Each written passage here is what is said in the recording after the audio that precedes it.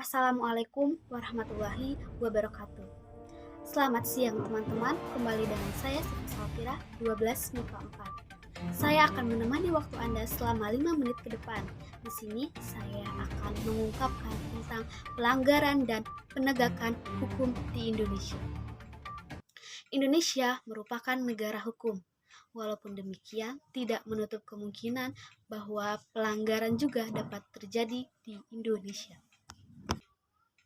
Definisi pelanggaran hukum adalah tindakan seseorang atau sekelompok yang melanggar aturan dan tidak sesuai dengan hukum-hukum yang berlaku.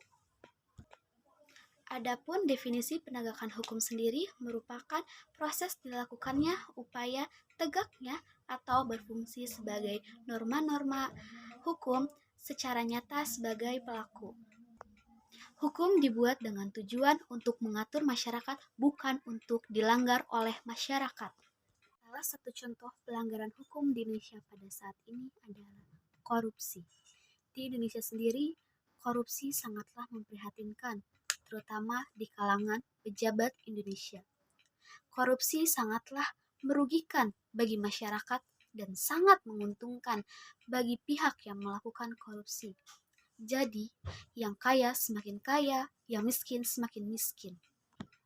Korupsi dijelaskan dalam 13 buah pasal undang-undang.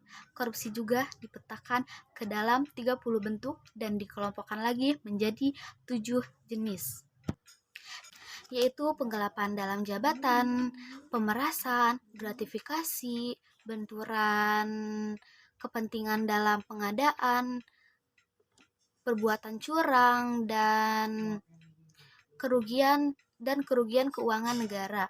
Kuasa hukumnya tiba di ruang sidang sekitar pukul 9:50 waktu Indonesia Barat. Surya merupakan terdakwa kasus dugaan korupsi dan pencucian uang dalam kegiatan usaha perkebunan kelapa sawit yang dilakukan oleh PT Duta Palma di Kabupaten Indragiri, Hulu, yang merugikan negara hingga 104 triliun rupiah.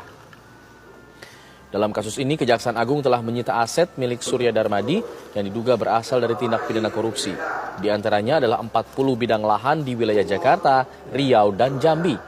Penyidik juga menyita 6 pabrik sawit di Jambi, Riau, dan Kalimantan Barat, 6 gedung dan 3 apartemen di Jakarta, 2 hotel di Bali, serta helikopter dan kapal.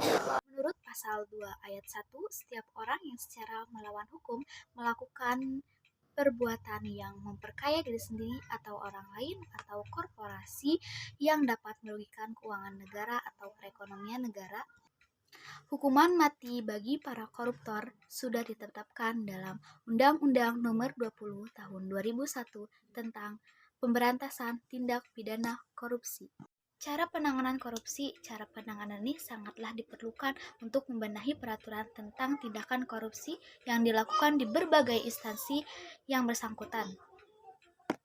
Maka dengan ditegakkannya dan diperkuatnya undang-undang tentang tindak pidana korupsi, jadi diharapkan agar pelaku korupsi jerah dan tidak lagi melakukan tindakan korupsi. Korupsi itu mirip bola salju, sekali bergulir, membesar, dan terus melaju. Tak bisa perlawanan dilakukan oleh orang perorangan atau menggantungkan diri hanya pada KPK berjuang. Mari sama-sama mantapkan hati untuk tidak pernah ikut-ikutan mencuri. Sama-sama tekadkan kita anti korupsi. Saya Siva Salfira, generasi anti korupsi. Saya pamit undur diri. Sekian, terima kasih. Wassalamualaikum warahmatullahi wabarakatuh.